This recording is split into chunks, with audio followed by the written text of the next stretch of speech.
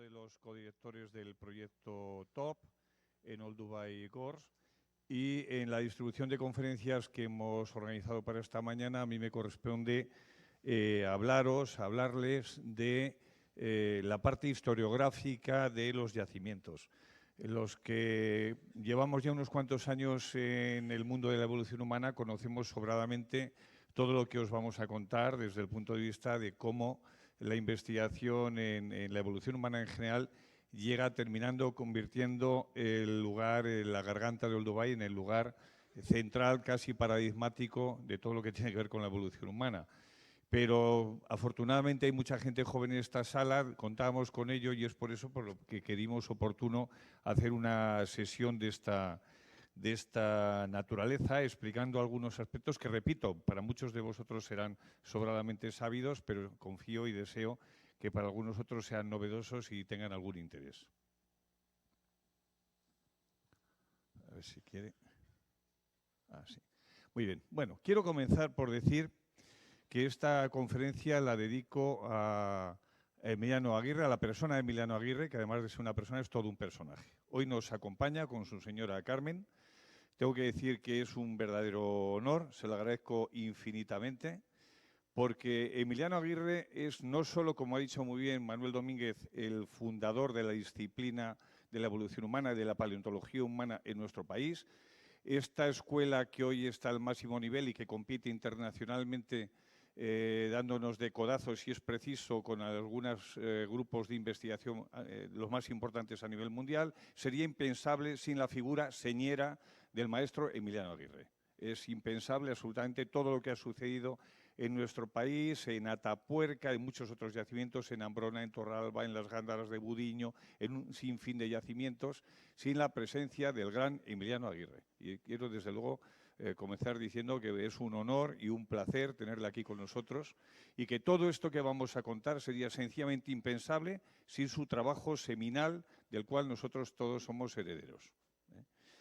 En segundo lugar, quiero comenzar por presentar esta fotografía que hizo Emiliano Aguirre en 1968 de Mary Leakey en el primer viaje que Emiliano hizo justamente a la garganta del río Old Dubai, en el norte de Tanzania. Ahora vamos a ver exactamente la ubicación del mismo. Esta fotografía, que además tengo la suerte que me la regalase hace ya muchos años, el original, y que lo conservo como uno de mis bienes más preciados, es una fotografía que tomó el propio Emiliano en el primero de sus viajes, que no fue el último, a Old Dubai. La primera persona de nuestro país que estuvo en Old Dubai, cuando Old Dubai empezaba a ser conocido, relativamente conocido, especialmente a partir de los descubrimientos del 59 y del 60, fue Emiliano. Y la primera persona que en España habló de Old Dubai Gorge fue Emiliano Aguirre, que en el 75 escribió un libro que tuvo un grandísimo impacto en la Biblioteca Breve Salvat sobre el origen del hombre, y allí nos presentaba muy bien lo que era Old Dubai, y aquello nos marcó a muchos de nosotros, desde luego a mí mismo. Me considero el último de sus discípulos y nada de lo que he podido hacer en mi vida lo hubiera hecho sin el magisterio del profesor Emiliano Aguirre. Muchas gracias, Emiliano. Bien, entremos en materia, comenzando por decir que en esto, como en tantas cosas, vamos a encontrarnos con una figura que lo preside todo, que es la figura de Charles Darwin. Como es bien conocido, Charles Darwin es el gran teórico de la evolución, no tanto de la evolución como de la explicación de por qué se produce la evolución biológica. Y, desgraciadamente, su trabajo del 59 sobre la evolución general de las especies ha tapado un libro, y justamente ha tapado un libro que para todos los que nos dedicamos a la evolución humana es realmente extraordinario, que tiene que ver con el origen y la evolución específicamente humana. Este libro que él publica en 1871 ha pasado hasta cierto punto desapercibido por este primero sobre el origen de las especies, pero este libro es realmente excepcional. Y en este primer libro, donde Charles Darwin teoriza sobre la evolución y cómo se ha producido la evolución humana, él ya mismo plantea que es muy probable que el lugar donde se origina la especie humana sea el continente africano, en el África subsahariana. Bueno, hay que decir que antes incluso de que esto lo escriba antes de que lo escriba Darwin, realmente uno de sus discípulos, su máximo defensor, a veces conocido como el bulldog de Darwin, es Huxley, quien plantea que seguramente sea en África, muy probablemente porque esta idea surja fruto de las conversaciones con Darwin, y fue uno de los debates también que mantuvo con el famoso obispo de Oxford, con el obispo Samuel Wilberforce, y este debate, desde luego, tuvo una enorme relevancia a finales del siglo XIX, entre mediados y el tercer cuarto del siglo XIX, tuvo un gran impacto no solo en Gran Bretaña, sino en toda Europa. Bien, teóricamente fue Darwin y Huxley quienes hablan de esta presencia, este posible origen en el continente, en el continente africano, en la zona subsahariana, pero a finales del XIX se produce que la presencia del gran Ernest Haeckel, que es un gran anatomista y biólogo alemán, él plantea que es muy probable que no sea en África donde se encuentre el origen de la humanidad, la cuna de la humanidad, sino que deberíamos buscarla en las zonas del próximo Oriente, del Lejano Oriente, en el extremo y probablemente en Indonesia.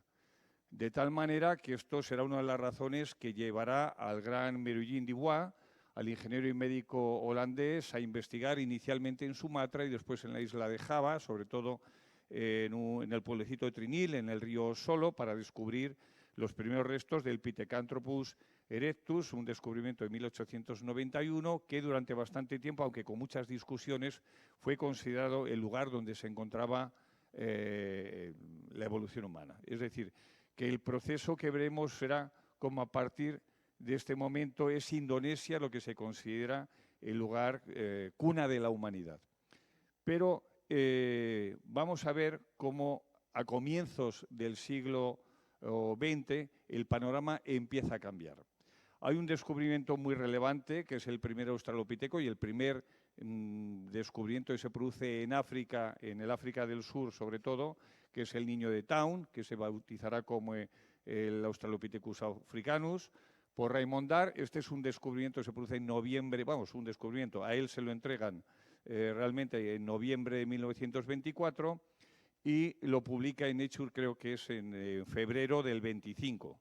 Emiliano Aguirre siempre dice que él pertenece a la generación y al año exactamente a la promoción del Australopiteco, porque él nació en el 25, exactamente en el mismo año que se publicó. Como también nacieron en ese mismo año, por cierto, dos grandes paleoantropólogos amigos suyos y con los que nosotros también tuvimos una buena relación, como eran Clark Howell y Philip Tobias. Es una cosa que me ha contado muchísimas veces Emiliano y aprovecho para decirlo. Es decir, que cuando se publica Australopithecus africanus, que es el primer caso de lo que entonces se buscaba como el missing link, como el eslabón perdido, tendrá su repercusión, aunque relativamente escasa. Fue muy cuestionado este descubrimiento y no digamos que fue aceptado de manera unánime o generalizada por la comunidad científica. Bien, los descubrimientos de australopitecos en el sur de África se van a seguir produciendo, no solo en relación con las formas más gráciles de australopitecinos, sino también con lo que son los australopitecos más robustos, en concreto con la creación del grupo de los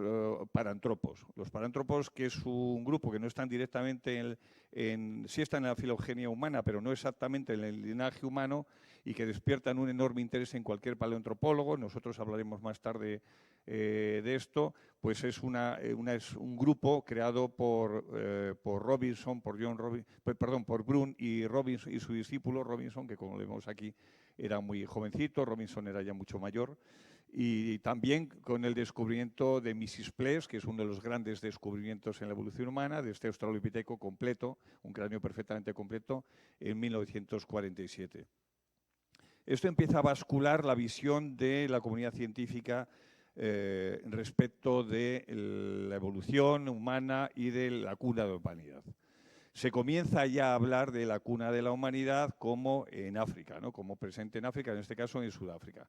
Bien, en los años siguientes se siguen produciendo importantes descubrimientos en las cuevas del Transvaal sudafricano, en Sterfontein, en Swartkrams, en Krondrein, en varios otros yacimientos que dan lugar a una teoría que formula Raymond Darr, que por cierto también fue un buen amigo de Emiliano Aguirre. Pues Raymond Darr sostuvo que los australopitecos ya tenían una industria que se llamaba osteodontoquerática, que fue escasamente aceptada por la comunidad científica, con muchas discusiones desde el origen de la propia formulación, y esto hasta cierto punto tapó, ocultó o puso en gris los descubrimientos tanto de Darr como del propio Brun, ¿no? De hecho, vamos a ver cómo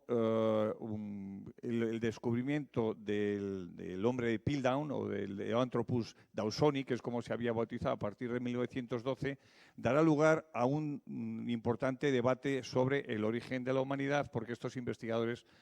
sostenían que es justamente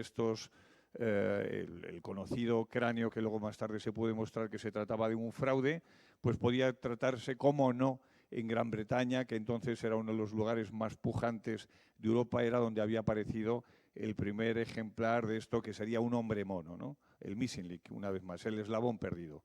Bien, con esto lo que se produjo fue el efecto a la inversa, es decir, de nuevo el origen de la humanidad regresa desde Indonesia, desde Java, hasta Europa, hasta Gran Bretaña, y luego veremos cómo hay intentos digamos, de carácter nacionalista por posicionar siempre en su territorio los descubrimientos. Es muy importante señalar cómo, sobre todo en los yacimientos de Chuqudián o de Zucudián, pues en China también se planteó la posibilidad de que existieran estos Pithecanthropus o el hombre de Pekín en concreto, cuyo descubrimiento más singular y publicaciones en 1927, y que por lo tanto también intenta desplazar esta cuna de la humanidad. Como estamos viendo, todos los investigadores, algo muy habitual en el campo de la paleoantropología, intentan ser los descubridores del lugar primigenio y seminal de la evolución humana, y por supuesto los chinos no podían dejar de hacerlo, ¿no? Pero las cosas cambian en relación con la aparición en todo este escenario del conjunto de yacimientos arqueológicos y paleontológicos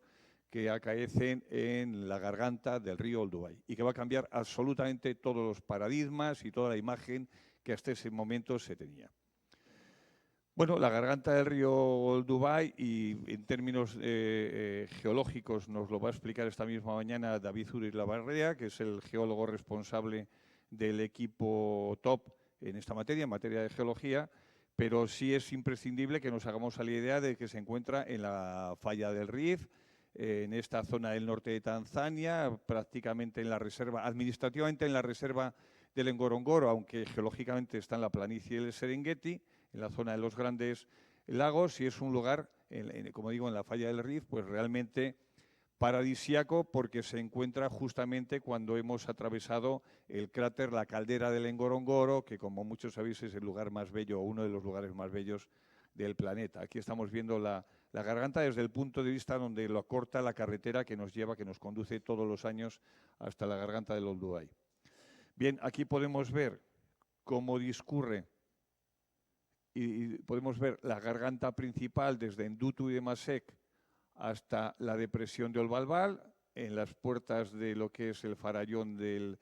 la caldera, y la garganta secundaria, que es muy bonita, probablemente tan bonita o más que la garganta primaria del río. En esta zona justamente es donde se juntan las dos gargantas, la principal, como digo, y la secundaria, y aquí aproximadamente en esta zona se encuentra FLK, que es el yacimiento del que algo vamos a hablar. Bien, en este lugar podemos ver pues el volcán, los restos del volcán Lemagroup, detrás se encuentra el volcán Sadiman, y todo esto es la garganta, ¿eh? Esto donde una de las cosas más características de Olduvai es como el hecho 3 se ve perfectamente por estos niveles rojizos y marcan lo que esta zona conocemos como el castillo. Aquí es donde está el Museo de Olduvai y es la zona donde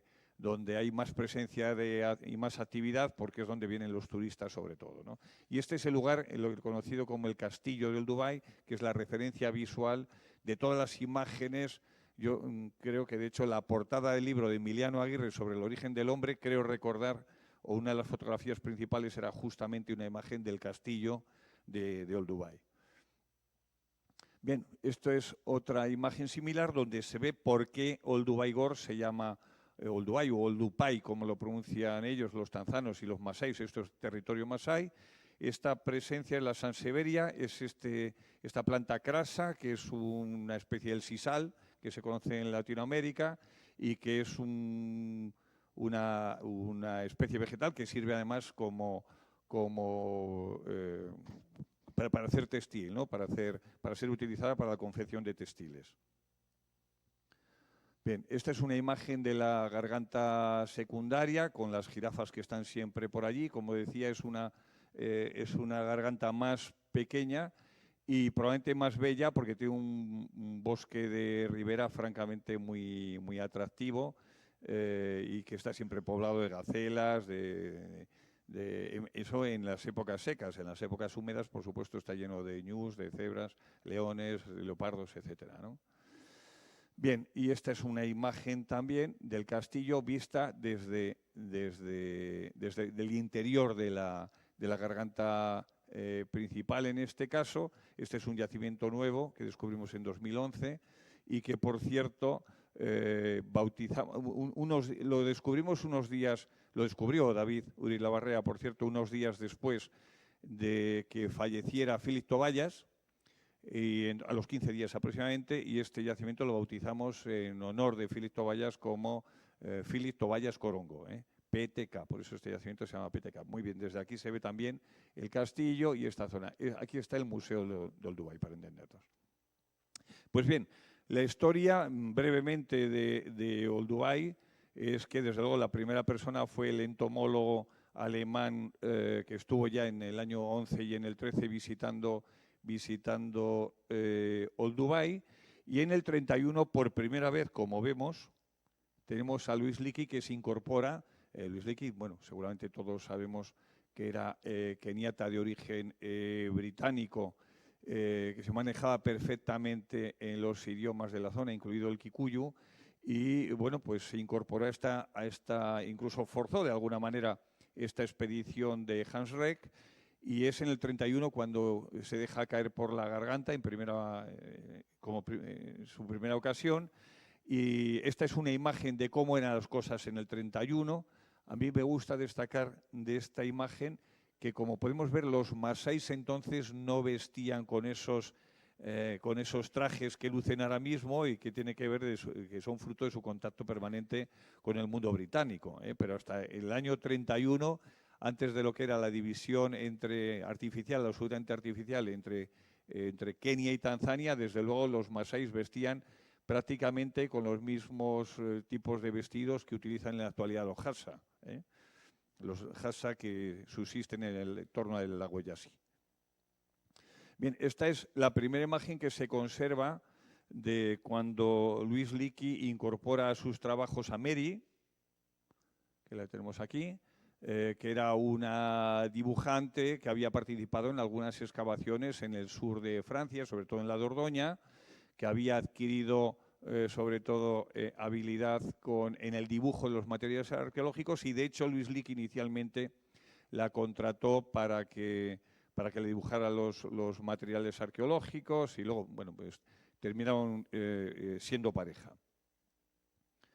Bien, es muy importante decir que en estos momentos, en estas primeras campañas, ya Louis y Mary Leakey descubren lo que se conoce como la industria oldubayense. La palabra oldubayense viene, como es obvio, del término Olduvai, y hay que decir que es en el barranco de Olduvai, como dice siempre Emiliano Aguirre, en el barranco de Olduvai es donde por primera vez se descubren una serie de industrias atribuidas a los seres humanos que son aceptadas por la comunidad científica como las primeras herramientas fruto de la actividad humana, fruto de la actividad de los homininos. Es decir, que Olduvai, desde ese punto de vista, ya comienza por ser el lugar señero donde se puede hablar del origen del comportamiento humano, de aquello que nos distingue de los primates que aún no son específicamente humanos. Es decir, que no están en el linaje Homo, perdón. Eso es. Bien, esta esto lo que se produce es que ya en los años entre el 30 y el 40 se desplaza el interés desde Europa hacia el África subsahariana y se comienza a considerar en la comunidad científica que es en el África al sur del Sáhara donde tenemos que buscar la cuna de la humanidad. Todo esto cambia a mayor y a mejor a partir del 59. En junio del 59, Mary Leakey descubre el cráneo de lo que se bautizará como el UH5, el fósil humano número 5 del Dubái, que se bautiza como el Zinjanthropus boisei, en homenaje a uno de sus amigos y patrocinadores, que es Charles Boyce, y que les patrocinaba, como digo. Y entonces este gran descubrimiento tuvo una grandísima repercusión mundial, que duró muchos años.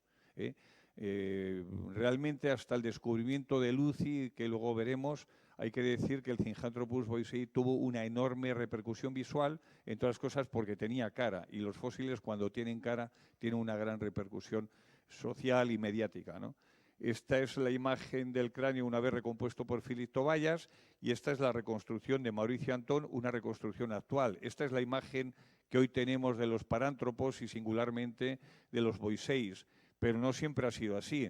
No puedo dejar de poner, esta es la primera interpretación que apareció en el London News en 1960, a primeros de 1960. Siempre que hablo del Zinjanthropus boisei me refiero a él como el príncipe destronado, y además le duró muy poquito ese reinado, digamos, porque prácticamente solo no llegó casi ni a un año. En febrero del 60 se comienzan a descubrir, esta es una imagen del yacimiento de FLK, donde aparece el Zinside, donde aparece, bueno, es que hay que decir que dedicaron el yacimiento, se llama FLK, que quiere decir Frida Leakey Corongo, porque el matrimonio Leakey se lo dedicó a la primera esposa de Luis Leakey, que se llama Frida. Y aquí los vemos en esta imagen con uno de sus hijos y con los dálmatas que habitualmente les acompañaban, porque entre otras cosas ellos eran los presidentes de la Asociación de Criadores de Dálmatas en Kenia. Y por eso los encontramos aquí en esta fotografía acompañados por sus dálmatas, que son muy célebres en la evolución humana.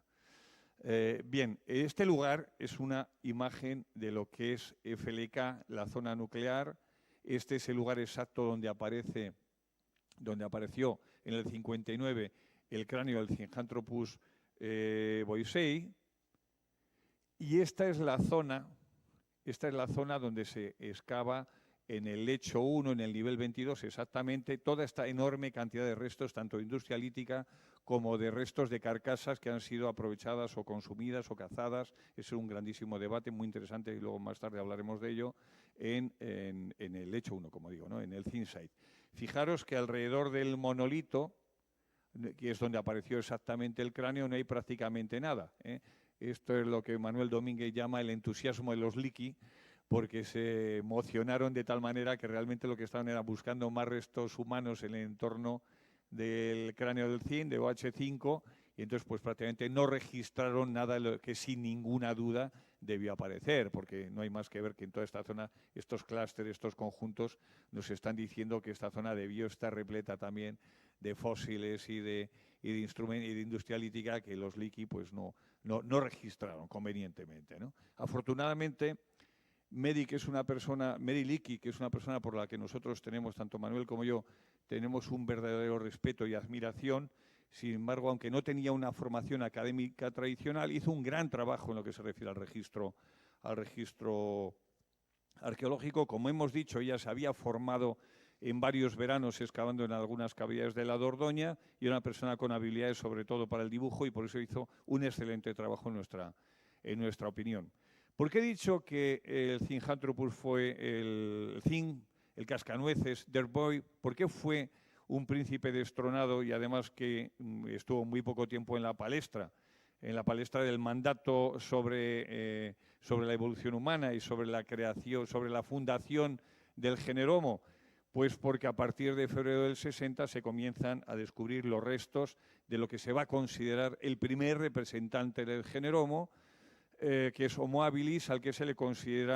le atribuye la creación de las primeras herramientas, que es el oldubayense, ¿no? El que hemos visto, los chopper y los chopping tool, esos cantos trabajados, tanto en cuarzo como en pórfidos, sobre todo, y en otras materias de origen volcánico, que habrán sido, se supone, trabajadas por el Homo habilis. El Homo habilis que describen en el 64, que publican por primera vez en el 64, tanto Leakey como Tobayas, pues lo conocemos especialmente por los yacimientos de FLK Nor y Nor-Nor, donde tenemos al OH7, con estos restos craneales y esta primera mandíbula, y luego por estos restos de un pie y de una mano que también conocemos exactamente también del lugar de FLK. Bueno, fijaros que estos restos tienen algunas marcas de dentición muy claritas, muy conspicuas, y justamente sobre esto fue uno de los temas que no me he resistido a dejar de poner aquí. Es una de las líneas de investigación que desarrollamos el profesor Domínguez Rodrigo y yo mismo con una experimentación que hicimos aquí en Faunia, cerca en las afueras de Madrid, y esta es la reconstrucción de la escena que para nuestra exposición, de la que luego hablaremos, hizo Mauricio Antón. Bien,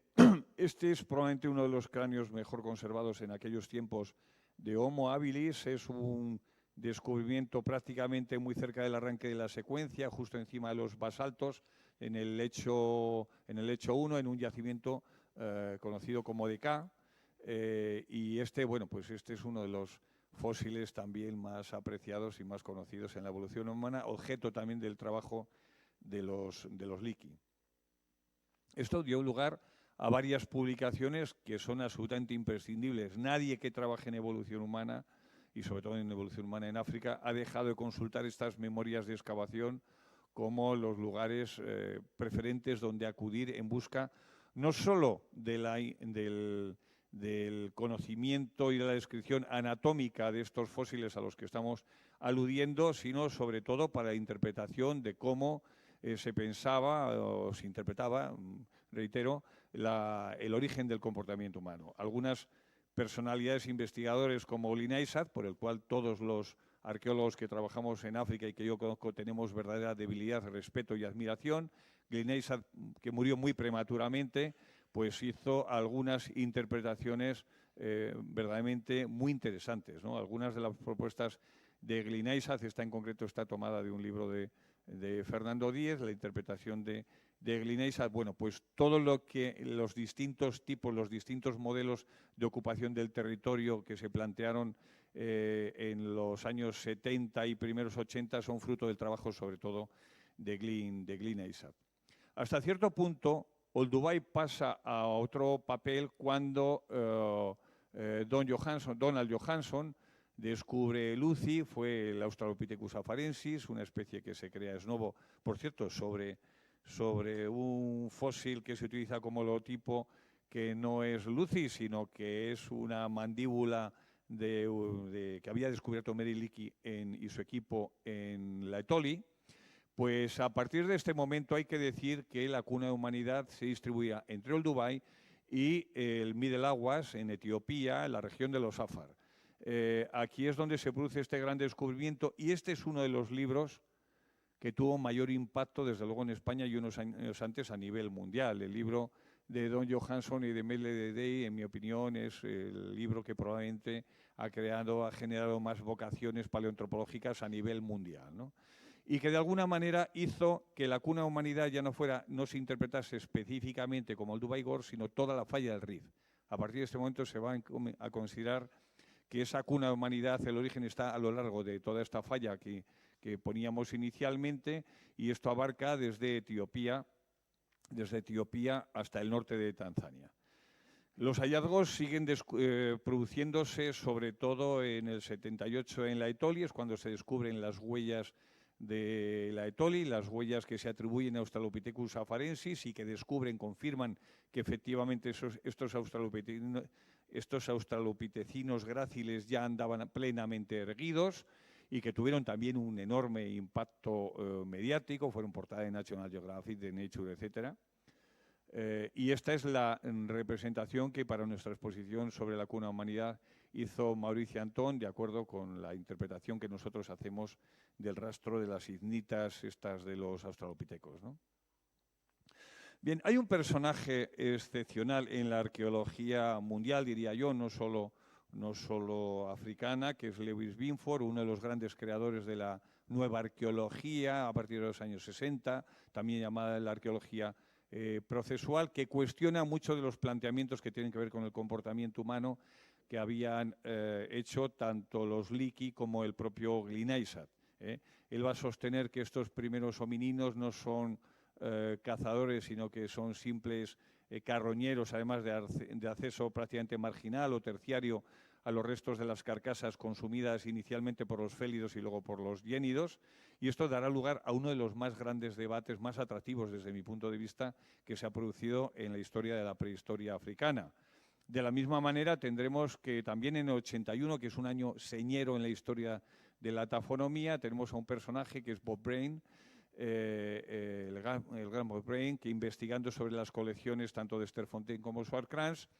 entiende que la industria, creo yo que consigue demostrar que la industria osteodontoquerática que había creado Raymond Dart no era tal, sino que es fruto de la acción probablemente de la acumulación de restos de los propios australopitecos, es decir, que los australopitecos no eran los cazadores y los consumidores, sino que eran los cazados justamente por los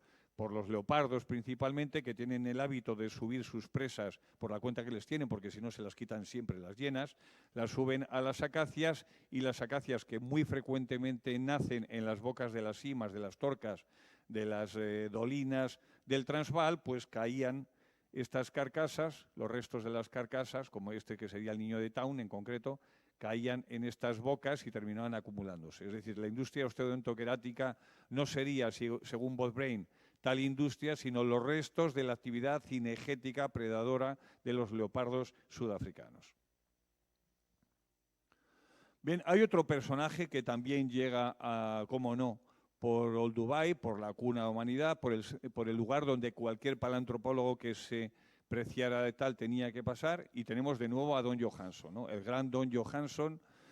bueno, pues el gran descubridor de Lucy. Años más tarde de descubrir Lucy, tiene que ir a Olduvai, está algunas campañas, un par de campañas, y este hombre le quieren los fósiles, tiene un enorme magnetismo para los fósiles y hace un gran descubrimiento que OH62. Nos decía antes el rector que en el caso de Paranthropus boisei se conocía bastante bien el cráneo, pero muy mal el esqueleto postcraneal. Efectivamente, nosotros hemos hecho un descubrimiento importante de un yacimiento que se llama BK. Lo mismo sucede con OH62. En el fondo es la primera vez que conocemos restos esqueletales postcraneales de los abilinos, y esto es gracias al trabajo de Johanson y de Tim White, que en esta campaña creo que también estaba merodeando en el lecho 1, los niveles inferiores de Olduvai. Aclarando también que esto fue fruto de una prospección, no de una excavación arqueológica como tal. El equipo top, creo que lo más relevante de su trabajo es que casi todos los descubrimientos que se han producido, los hallazgos, son fruto no de prospección, que por supuesto es el paso previo, pero sí de actividades de excavación, es decir, que los objetos los localizamos in situ y no en una posición derivada o en una posición secundaria. Y luego, durante muchos años, tenemos la presencia de un investigador estadounidense, que es Robert Blumenschein, que trabaja asociado con un investigador tanzano, que es Fidelis Masao. Siguen trabajando en Olduvai, es verdad que sin mucha fortuna o muchos resultados, aunque debemos aclarar que sí hacen un importante trabajo desde el punto de vista de la experimentación y del estudio de los procesos deposicionales en la sabana, y ellos formulan una hipótesis muy interesante, que es la del acceso secundario, carroñeo secundario, no marginal, sino secundario respecto de los félidos. Es decir, según la hipótesis de Blumenschein, los homininos, los Homo habilis, acceden a las carcasas que han sido cazadas y consumidas inicialmente por los félidos, pero acceden antes de que los yénidos las puedan trabajar. Y en esto algo de razón llevaban. Los que trabajamos en la sabana sabemos que después de las hienas acabóse la nada. Es decir, las hienas dejan las carcasas, los esqueletos absolutamente esqueletizados por el consumo de todo, incluido a veces del propio esqueleto, ¿no? Entonces, no es pensable que haya prácticamente ningún otro agente tafonómico que intervenga después de agente, digo, natural y biológico que intervenga después de los yénidos, ¿no? Bien, esta situación cambia en muy buena medida cuando Manuel Domínguez, que le tenemos aquí de jovencito, comienza un proyecto de investigación en el lago Natron. Aquí todos estos son investigadores españoles y tanzanos. Hay que decir que me consta que en aquellos años lo primero que hizo Manuel Domínguez cuando quiso intervenir en Penín, junto al lago Natron, fue hablar con Emiliano Aguirre. Se fue al Museo de Ciencias Naturales a ver a Emiliano Aguirre para pedirle consejo en relación con la formación de un equipo donde se incorporasen también paleontólogos. Manuel Domínguez ya llevaba unos años trabajando en Kenia y en Tanzania, sobre todo siguiendo félidos y yénidos, carnívoros en general, y inició unos trabajos muy importantes en Penín, un sitio que es endemoniadamente complicado para trabajar, en el lago Natron, en condiciones de subsistencia, pero donde Glyn Isaac y Richard Leakey habían descubierto, primero en el 64 habían descubierto una mandíbula que encajaba perfectamente con los parantropos, es decir, que encajaba perfectamente con OH5, y además había encontrado varias estaciones con presencia de achelense, un achelense muy antiguo que probablemente se calculaba que pudiera tener del orden de 1,5 millones de años. Y entonces este fue el primer momento donde de una manera sistemática los españoles comenzamos a intervenir en esta región, en la cuna de humanidad, en la falla del Rif.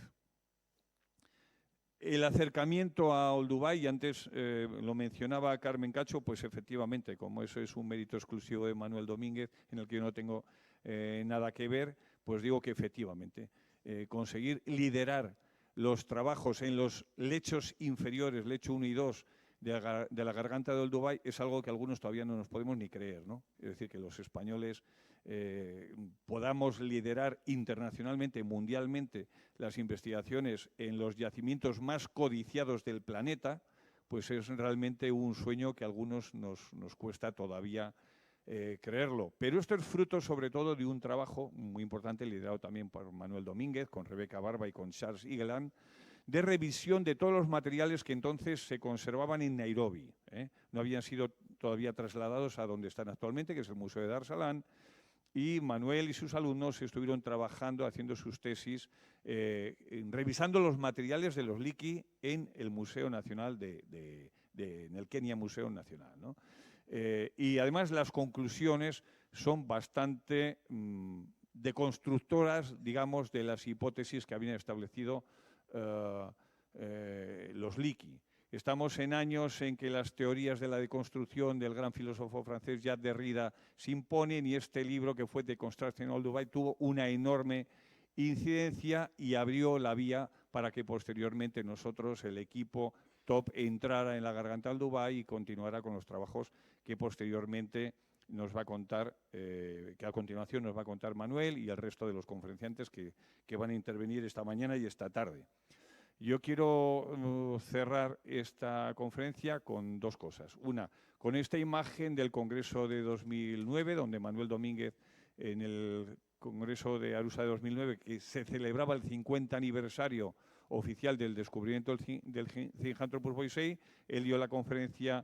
inaugural, que tuvo una enorme repercusión, y fue el momento en el que el equipo español se asentó de manera deficitaria, claramente con un respeto internacional y local muy superior hasta el que entonces disfrutaban nuestros colegas estadounidenses, y a partir de ahí comenzó una historia de la que ahora nos van a hablar a continuación tanto Manuel como el resto de los conferenciantes. Pero no quiero dejar de mencionar otros dos aspectos en mi intervención que van a ser, por un lado, la construcción de la estación científica Emiliano Aguirre. Esto fue lo primero mi incorporación al proyecto fue en 2008, el proyecto había nacido en 2006. Y lo primero que yo dije la primera noche allí es: ¿dónde se ducha uno aquí? Y me dijeron: en la sabana. Y dije, bueno, pues habrá que hacer una ducha, ¿no? Y entonces es cuando nos planteamos que había que crear inicialmente una cosa tan fácil como unas duchas, luego hubo un laboratorio, luego unos almacenes, luego un salón. Pensamos en todo esto, hicimos un proyecto que nos financió la Comunidad de Madrid y desde luego decidimos dedicarlo a la memoria de Emiliano Aguirre. Hemos creado una estación científica que se llama Emiliano Aguirre, a la que tiene acceso un montón de investigadores, lógicamente sobre todo nosotros, que somos quienes lo hemos hecho, y que francamente ha dado otra dimensión, por qué no decirlo, a los trabajos que venimos realizando. Este es el proyecto original y estas son algunas imágenes de los edificios que tenemos allí. Esta es la estación Emiliano Aguirre. Yo creo que son la primera vez, Emiliano, que ves fotografías de la estación que te dedicamos. Pues aquí este es el interior, que como podéis imaginar ya está lleno de fósiles por todos los sitios y es lo que nos permite trabajar. Este es el salón donde podemos comer, almorzar, desayunar y hacer nuestra actividad rutinaria. Y también os voy a poner unas fotografías de lo que ha sido el trabajo de difusión que hemos hecho de nuestros trabajos. Singularmente, esta exposición que hicimos sobre la cuna de la humanidad y que tuvo mucha repercusión, inicialmente la inauguramos en el Museo Arqueológico Regional de la Comunidad de Madrid, que está en Alcalá de Henares. Estos son los trabajos previos que hacíamos en las reuniones que manteníamos Manuel y yo con Mauricio Antón para hacer las ilustraciones, que es la base de